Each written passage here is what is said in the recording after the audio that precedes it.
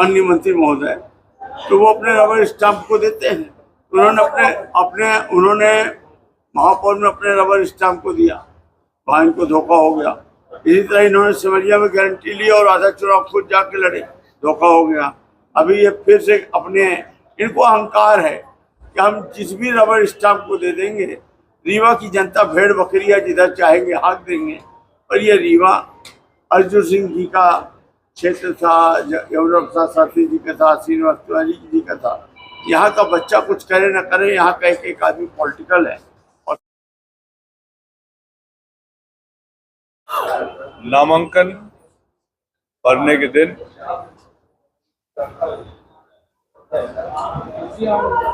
हमारे प्रभारी जितेंद्र सिंह जी, प्रदेश कांग्रेस कमेटी के अध्यक्ष जीतू पटवारी जी, पूर्व अध्यक्ष अरुण यादव जी और सांसद राज्यसभा तनखा जी पधारे थे। और मैं जब वृंदावन गार्डन पहुंचा तो जो अपार भीड़ और उत्साह देखने को मिला, ये ऐसे समय पर बहुत ही संतोषजनक है। रीवा में हम नीलम भाभी के नेतृत्व में हम सब लोग मिलकर, क्योंकि ये संभागीय मुख्यालय है और हम सब की इज्जत यहाँ लगी है, हम सब लोग मिलकर जिला कांग्रेस कमेटी के अध्यक्ष राजेश शर्मा जी के नेतृत्व में जहाँ जैसा आदेश होगा हम लोग काम करेंगे और आप सबके सहयोग से इस बार रीवा में परिवर्तन होकर रहे। स्थानीय मुद्दों पर जिक्र होता है चुनाव के समय, जैसे कैंडिडेट आपकी पार्टी कहा जा रही है, वो रीवा के लोकल इश्यूज पर भी बात कर रहे हैं। इससे इधर बीजेपी सेंट्रल के कुछ इश्यूज को बार बार क्रॉस करने की कोशिश कर रही है। राम मंदिर का मुद्दा उठा रहे हैं। आप खुद जानते हैं भैया कि जो 10 साल के सांसद हैं उनके पास व्यक्तिगत कुछ कहने को है नहीं। उदाहरण के लिए भी वो नहीं कह सकते कि मैंने ये नेशनल हाईवे के लिए काम किया, ये फलानी चीज के लिए काम किया। छोटे चीजों की तो बात छोड़ दीजिए कि हमने सांसद मत से क्या काम किया, तो उनके पास केंद्र के मुद्दे के अलावा कुछ हो भी नहीं सकता। और आखिरी में भारतीय जनता पार्टी की चित परिचित स्टाइल पर आखिरी अस्त्र है भगवान राम। भगवान राम आ गए हैं, उसके अलावा इनके पास कोई मुद्दा नहीं है। क्या कहेंगे कि हम 10 साल में कितने लोगों को रोजगार दिया, क्या कहेंगे कि भ्रष्टाचार मुक्त किया कि नहीं किया, देश के चौकीदार बनाया था, क्या हुआ। नीरव मोदी जैसे लोग देश छोड़ के लाखों करोड़ को चूना लगाकर हम सबका आज विदेश में ऐश कर रहे हैं और चौकीदार खुश है। एक तरफ एक गृह मंत्री कहते हैं कि हमारे प्रधानमंत्री ने 23 साल छुट्टी नहीं ली। अरे विश्व का कोई देश नहीं बचा हो जहां घूम नहीं आए 10 साल। इंदिरा जी, शास्त्री जी, अटल जी, बिहारी जी, ये तीनों प्रधानमंत्री को जोड़ लिया जाए, उससे ज्यादा ये 10 साल घूम आए और छुट्टी ली नहीं। विदेश में क्या करते। ये सब बातें रहेंगी और मूल मुद्दा जो है वो जो एक आम बेरोजगार युवा अपने आप को छला हुआ महसूस करता है, जो शुरू में 15 लाख का सपना देखा के पहली बार प्रधानमंत्री बने थे, वो आज भी खाता खंगाल रहे हैं लोग बाग कि हमारे यहाँ 15 पैसे आए कि नहीं आए। ये सब मुद्दे रहे। अभी हाल ही में जितने लोगों ने पार्टी छोड़ी है, कई लोगों ने कहा कि कांग्रेस पार्टी के अंदर सम्मान नहीं मिल रहा है, शीर्ष नेतृत्व या प्रदेश नेतृत्व बात करने के लिए तैयार नहीं है, पार्टी के पदाधिकारियों को। मैं बात मानता हूं कि उनको यहाँ पर सम्मान नहीं मिल रहा, लेकिन जिस पार्टी में वो ज्वाइन किए, वहां के वरिष्ठ मंत्री प्रहलाद पटेल जी ने क्या कहा कि पूरा कचरा हमारे यहाँ आ रहा है, तो सम्मान मिलेगा वहां पर। भूपेंद्र सिंह जी ने क्या अपने भाषण में कहा, अमित शाह जी को कोट करते हुए ग्वालियर में वर्कर्स मीटिंग में, कि आपको 15 साल आपको कुछ नहीं मिला तो क्या सोचते हो इनको 15 दिन में कुछ मिल जाएगा। ये सम्मान पता चलेगा। एक हमारे भोपाल के नेता हैं, पूर्व केंद्रीय मंत्री, मुख्यमंत्री और कांग्रेस अध्यक्ष के बगल वाली कुर्सी न मिले तो उसमें नाराज हो जाते थे। उन्हीं के क्षेत्र में मंडी द्वीप पे कार्यक्रम हुआ, वो तीसरे पंक्ति में पहुंच गए, बहुत अच्छा सम्मान मिल रहा है वहां जाकर। यहाँ पर जो कैंडिडेट आपने महिला प्रत्याशी लोकसभा में किया, बीजेपी का कहना है कि हमारी पार्टी में महिला सम्मान पहले भी रहा है, अभी भी हमने शेड्यूल में दे दिया, वही चीजें काउंट करती हैं। लाडली बहना का इम्पैक्ट क्या रहा पिछले चुनाव में आप लोग बेहतर जानते होंगे, और इस बार जब महिला प्रत्याशी आपने उतारा है तो रीवा संसदीय सीट में किस तरह की संभावनाएं महिला कैंडिडेट के रूप में देखते हैं?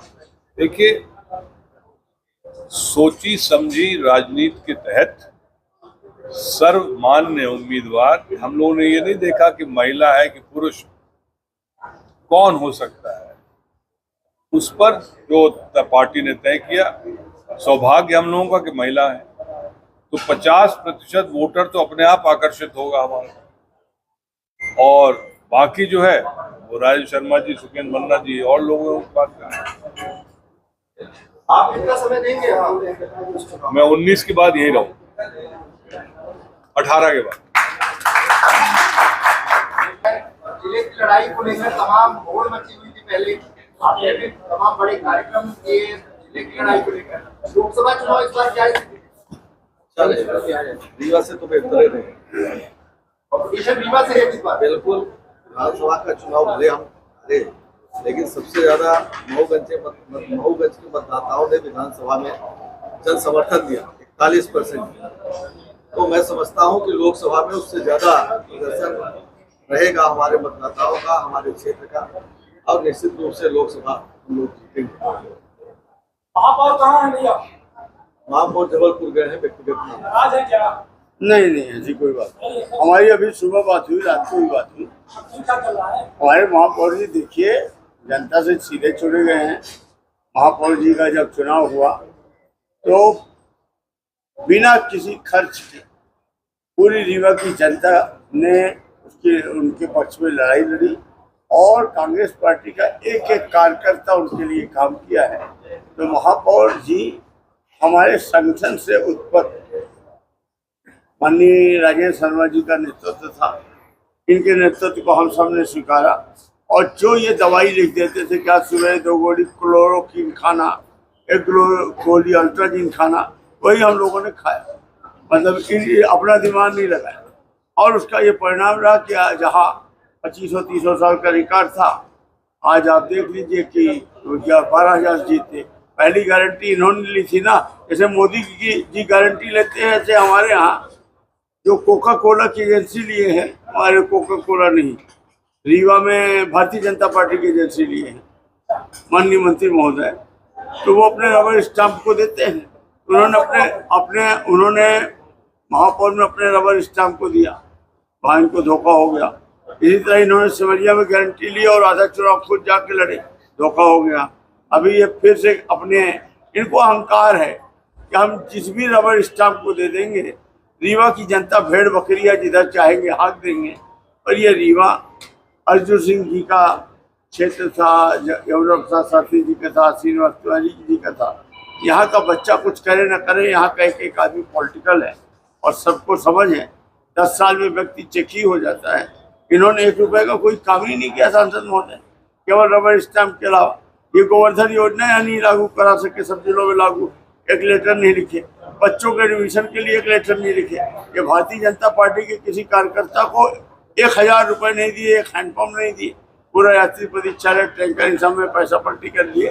इनको कैसे कोई वोट देगा? और इस बार तो हमारा संसद चुनाव लड़ रहा, इस बार चुनाव में मैनेज नहीं कर रहा, मैं कुछ नहीं कर रहा हूँ। हमारे प्रभारी महोदय पन्ना जी, हमारे जिला अध्यक्ष राजेश शर्मा जी पूरा चुनाव को व्यवस्थित कर रहे हैं। हमें तो केवल इतनी ड्यूटी दे दी गई है कि आप अधिक से अधिक रीच कवर करिए, अधिक से अधिक लोगों तक पहुँचिए। तो मेरा अलग दौरा बनता है, नीलम मिश्रा जी का अलग बनता है और हम लोग गाँव को हर सेक्टर में पहुँच रहे हैं और पूरी उम्मीद है कि जनता मन बनाए है।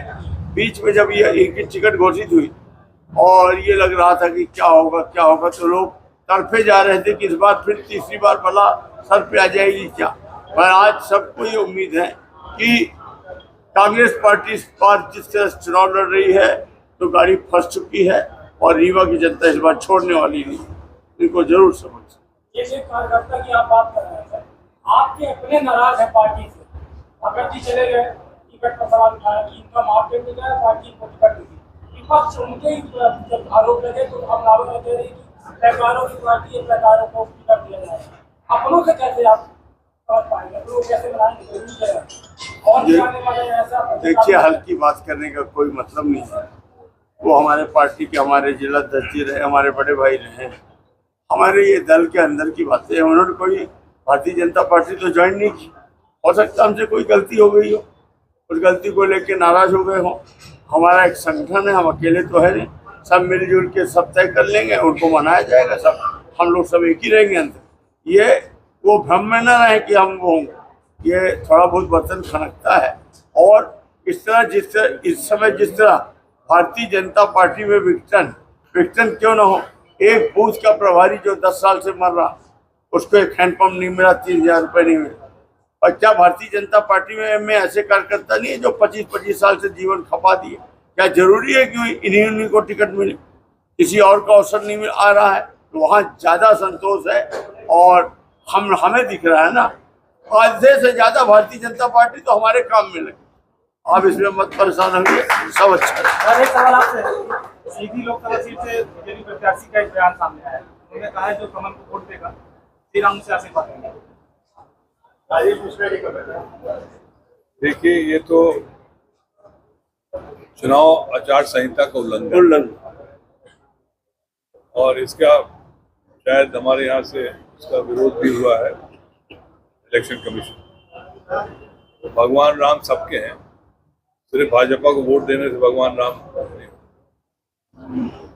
एक आखिरी सवाल, पहले मैं आपसे एक आखिरी सवाल कर लूं। आप पत्रकार है, चौथा स्तंभ है, हमको तो आप बहुत घेरते हैं। हम नहीं कर रहे, लोग कहते हैं गोदी मीडिया है, फलाने हैं, ढिकाने हैं। अभी जनार्दन जी ने जिस दिन शिवराज के वो आए थे, क्या नाम है, इन्होंने 6,000 करोड़ की घोषणा की नहीं की? आपके वीडियो में क्लियर है कि 6,000 करोड़ रुपए की स्वीकृति देगी। ये क्या है? उल्लंघन नहीं है क्या? इससे बड़ा उल्लंघन क्या होगा कि चलते चुनाव में आचार संहिता प्रचार के दौरान, वो भी फार्म भरने के बाद आप घोषणा कर रहे हो। आप लोगों ने एक भी बार टीवी में चलाया क्या? आपके यहाँ देवरा गांव है, देवरा। आज मैं थोड़ा आपको नाराज कर लूंगा, बुरा मत मानिए। आपके यहाँ रीवा के बगल में देवरा गांव, सतना जिले में आता है। वहाँ के एक छोटे मोटे जागीरदार थे, कर्नल बलवंत सिंह, देश के लिए समर्पित रहने वाले स्वतंत्रता संग्राम सेनानी।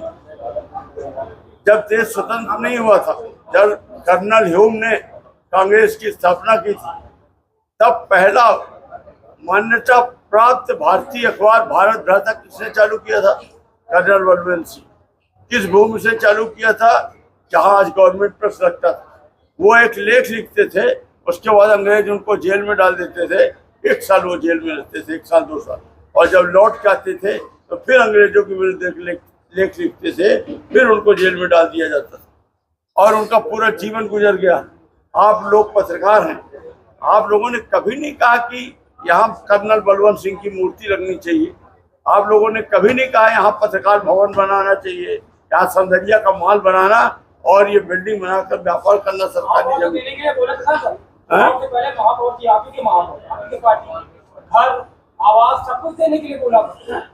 हम जो बोल रहे हैं कर्नल बात, आप उसको अलग मत ले जाइए, उसका भी उत्तर अलग बात कर लेंगे। अभी मेरे इस बात का उत्तर दीजिए कि गवर्नमेंट प्रेस में आपका खून क्यों नहीं खोला कि यहाँ पत्रकार भवन हो, कर्नल बलवंत सिंह की मूर्ति स्थापित हो, और आपने कभी टीवी चैनल में नहीं चलाया, क्यों? इसका उत्तर जिस लैंड की बात आप कर रहे हैं उस लैंड को लेकर प्रेस कॉन्फ्रेंस में भी सवाल उनसे पूछा गया था। रिडेंसिफिकेशन करके टाल गए, सवाल पूरा रिवर बिक गया, बेच दो, बेच ही रहे हो। एक आध जगह तो महापुरुषों की छोड़ दो। बात इतनी है, वो भी पत्रकारों का, जहाँ पत्रकारों का आन बान शान है वो तो छोड़ दो, और कोई बोले ना बोले, रीवा की जनता कम से कम पत्रकार तो बोलते अपनी अस्मिता के लिए। मेरा इतना कहना है।